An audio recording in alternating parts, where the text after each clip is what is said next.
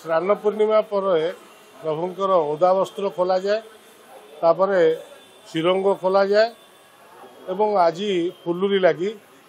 आज जो फुलुरी तेल कि बड़ ओडिया मठ ताकू हेरा पंचमी दिन ठारू पोतिकी माटी तले राशि तेल और सुगंध फूल को मिसेकरी से जो माटी तले पोतिकी रखि थाए सी ताकू स्नान पूर्णिमा रे काढ़े एवं ताकू प्रस्तुति करी आज सी श्रीमंदिर को पठाए से तेल एवं मंदिर प्रशासन साधा राशि तेल मिसिकी प्रभु देहरे आज दैतापति माने मध्याह्न धूप सरिवा परे अणसरगर खोला हवा परे फुलुरी तेल विजय करी प्रतिमा पात्र एवं बाड़ग्राही माने से भितर को नियंती एवं समस्त दैतापति छोट पिला बुढ़ा समस्त ठाकुर शिरंगरे पूरा पछ आग मुंड समस्त जगार तेल मालिश करने द्वारा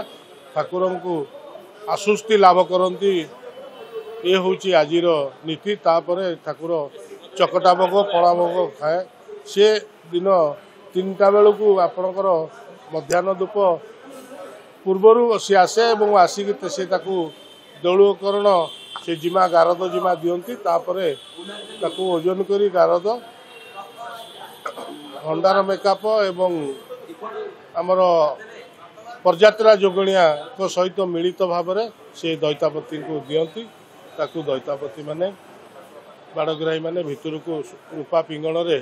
विजय कराती एवं ठाकुर शिरंगरे लगी कराती काली ठारू प्रभुंकर ओषो लगी दशमी पर्यंत करा दशमी रे चका विजय एकादशी रे खड़ी लगी चंदन सर्वांग लगी करा जाए ये हूँ अणसर गुप्त सेवा और गुप्त नीति। जय जगन्नाथ। देवस्नान पूर्णमी ठारू श्रीगुंडीचा मध्यवर्ती दिन अनवसर समय महाप्रभु ज्वराक्रांत होता यही समय गोपनीय भाव में चिकित्सा चले ये चिकित्सार स्नान पूर्णमी ठारू पंचम दिन गोटे स्वतंत्र उपचार महाप्रभुंकर होता है जोटा कि तैल मर्दन बा अभ्यंग होता है बड़ ओडिया मठरू ये तैल जाए एक फुलुरी तेल कहुए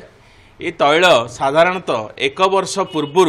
हेरा पंचमी तिथि रे शुद्ध घणापेड़ा राशि तेल को 6 सेर राशि तेल को सेमाने सिद्ध साधना पीठ अति बड़ी जगन्नाथ दासंकर ओडिया मठर 7 एकर जो अच्छी से स्थान रे माटी खोलिकी ताकू पोतिकी रखि थांती अनेक प्रकार जड़ीबूटी एथिरे मिश्रित करा जाय थाए एथिरे ऋतु अनुसार मिलुथुबा विभिन्न प्रकार पुष्प सुगंधित पुष्प इत्यादि प्रक्षेप आकार रे पका जाय थाए एवं सेही तैल को आजिर दिन में सेमाने स्वतंत्र उपचार माध्यम सुगंधित करी कपड़ा रे छाणी ताकू मध्याह्न धूप समापन पर श्रीमंदिर को प्रेरण करिथांती एवं मध्यरात्र रे भंडार मेकअप अन्यान्य संपृक्त सेवक मानकर उपस्थिति रे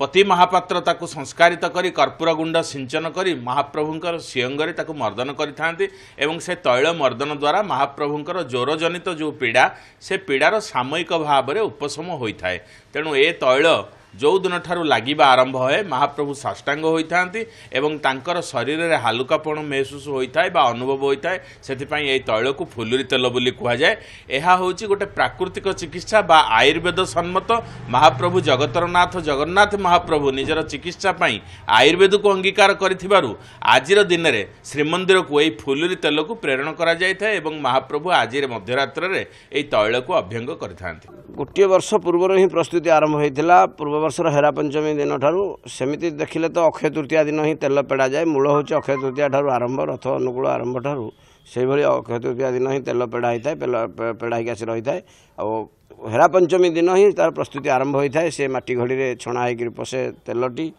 एवं सुवासित फूल चेरमूली समस्त जिनस पशिक जी मिलू थाए बर्तमान ऋतु अनुसार से समस्त जिनस पशिक तार माटी तले पोती दि जाए एवं महाप्रभु चतुर्धा मूर्ति स्मरण कर प्रतिदिन फूल पानी दि जाए से माटी जगह उपर स्नान पूर्णिमार पूर्व दिन ताकू बाहर करा जाए मझीरे ऋतु अनुसार मिलूा फूल बा जड़ीबूटी से समस्त जिनस पुनर्बार खोलिक मुँह खोलिक पोती दि जाए। स्नान पूर्णिमा पूर्व दिन बाहर गोटे घरे रही आज महाप्रभुंर अनवसर पंचम दिन महाप्रभु फुलुरी लगे सुस्थ हे महाप्रभु तेणु से ये निष्ठार सहित जेहेतु गुप्त सेवा अंतर्भुक्त तेणु मठाधीश निजे गुप्त भाव में समस्त सेवा को संपादित करते आज अमणिया प्रस्तुत कर बर्तमान कर्मचारी द्वारा पठियागला मंदिर को संध्या 7टा बेलू मठाधीश निजे जाई ସେଠାରେ ଦେଉଳକରଣ ଏବଂ କମାଣ୍ଡରଙ୍କ ଉପସ୍ଥିତିରେ ଦେଉଳକରଣକୁ ହସ୍ତାନ୍ତର କରାଯିବ, ତେଲଟି ହସ୍ତାନ୍ତର କରାଯିବ। ତାପରେ ମହାପ୍ରଭୁଙ୍କ ନିକଟକୁ ନେଇ ସେମାନେ ନେଇ ଭଣ୍ଡାରରେ ଚୁଆ, କର୍ପୂର, କେଶର, କସ୍ତୁରୀ ଇତ୍ୟାଦି ମିଶ୍ରିତ କଲା ପରେ ଭଣ୍ଡାର ମେକଅପ୍, ତାପରେ ପତି ମହାପ୍ରଭୁ ତାକୁ ସଂସ୍କାରିତ କରିବେ ପିଙ୍ଗଣରେ। ତାପରେ ମହାପ୍ରଭୁଙ୍କୁ ଲାଗି ହେବ। ସେମାନେ ପ୍ରଥମ ସ୍ପର୍ଶ ଦେବେ। ପତି ମହାପ୍ରଭୁ ଦେଲା ପରେ ଦଇତାପତି ସେବକମାନେ ତାକୁ ସମସ୍ତ ଶରୀରରେ ମହାପ୍ରଭୁଙ୍କର ଲେପନ କରାଯିବ, ଯେଉଁଟାକି 4 ଦିନ ଧରି 3-4 ଦିନ ଧରି ଓଦା ବସ୍ତ୍ର ରହିଥିଲା ଠାକୁରଙ୍କ ଦେହରେ। ସେଥିପାଇଁ ଉପର ଆସ୍ତରଣଟି ଯେହେତୁ ଓଷ ଦ୍ୱାରା ଆବୃତ ସେ ନରମ ହୋଇଯାଇଥାଏ, ସେଇଟା କଠିନ ହେବା ପାଇଁ ଏବଂ ଅଠାଟି ସୁନ୍ଦର ଭାବରେ ଧରିବା ପାଇଁ ନୂତନ ଭାବରେ ଯେଉଁ ଓଷ ଏ ବର୍ଷ ଲାଗି ହେବ ତାକୁ ସେ ଓଷ ଲାଗିବା ପାଇଁ ସୁଷମ ହୋଇଥାଏ। ସେଥିପାଇଁ ମହାପ୍ରଭୁଙ୍କର ଏଇଟା। ଏବଂ ଯଦି ଯଥା ଦେହି ତଥା ଦେବ ନ୍ୟାୟରେ ଭାବିବା ତାହେଲେ ମହାପ୍ରଭୁଙ୍କୁ 5 ଦିନ ହେଲା ଜ୍ୱର ହୋଇଛି। ଜ୍ୱରର ଉତ୍ତାପ ଅଧିକା ଶରୀରରୁ ବାହାରୁଛି ବା ସେ ଗୃହରୁ ବି ମଧ୍ୟ ବାହାରୁଛି। ସେ ଗୃହ ମଧ୍ୟ ଗୋଟେ ସ୍ୱତନ୍ତ୍ର ଭାବରେ ଜ୍ୱର ବାସ୍ନା ସେ ଘରୁ ଅନବସର ଘରୁ ବାହାରୁଥାଏ। ତେଣୁ ଅନେକ ସୁବାସିତ ଫୁଲ ଦ୍ୱାରା ସୃଷ୍ଟି ହୋଇଥିବା ଯେଉଁ ତେଲଟି ଏବଂ ଚଡ଼ିବୁଟି ଦ୍ୱାରା ହୋଇଥିବା ତୈଳ ଏ ସମସ୍ତ ଜିନିଷକୁ ଏକକାଳୀନ ଲାଗି କରିଦେଲା ପରେ ମହାପ୍ରଭୁଙ୍କ ଶ୍ରୀଅଙ୍ଗ ଏବଂ ଗଣ୍ଠିଛନ୍ଦ ସବୁ ମନୁଷ୍ୟ ଶରୀର ଭଳି ଗଣ୍ଠିଛନ୍ଦ ଯେଉଁ ପୀଡ଼ା ହେଉଥାଏ ସେ ପୀଡ଼ା ଲାଘବ ହୁଏ। ଶରୀର ଫୁଲ ଭଳି ହାଲକା ହୋଇଯାଏ ମହାପ୍ରଭୁଙ୍କର। ଏବଂ ସେଇ ମହାର୍ଦ ଫୁଲୁରି ତେଲକୁ ବି ଦଇତାପତି ସେବକମାନେ ଲଗେଇ ବିଧି ରହିଛି। ସେମାନେ ତାଙ୍କ ଶରୀରରେ ଅଣ୍ଟାରୁ ଉପରକୁ ସେମାନେ ମହାପ୍ରସାଦକୁ ଲାଗି କରିଲା ପରେ ଦିଅଁ ଘରେ ପଶିବା ପର୍ଯ୍ୟନ୍ତ ତାଙ୍କୁ କୌଣସି ଜ୍ୱର ପୀଡ଼ା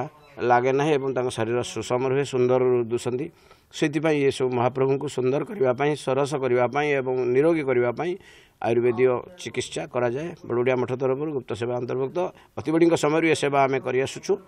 ଆଉ ସେ ପ୍ରତି ମଠାଧୀଶମାନେ ନିରବଚ୍ଛିନ୍ନ ଭାବରେ ସେବା କରିଆସୁଛନ୍ତି। ମୁଁ ମଧ୍ୟ 93 ମସିହାରୁ ଆଜି ପର୍ଯ୍ୟନ୍ତ ନିରବଚ୍ଛିନ୍ନ ଭାବରେ ସେବା କରିଆସୁଛି। ନିଜକୁ ଧନ୍ୟ ମଣୁଛୁ। ଜଗତର କଲ୍ୟାଣ ହେଉ। ଜୟ ଜଗନ୍ନାଥ, ଜୟ ଜଗନ୍ନାଥ, ଜୟ ଜଗନ୍ନାଥ।